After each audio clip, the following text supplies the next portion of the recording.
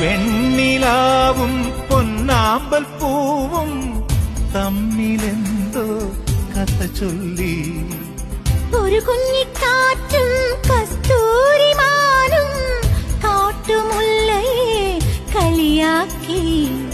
മേലെ നിന്നും സിന്ദൂരതാരം, മേലെ നിന്നും സിന്ദൂരതാരം സന്ധ്യയെ നോക്കി.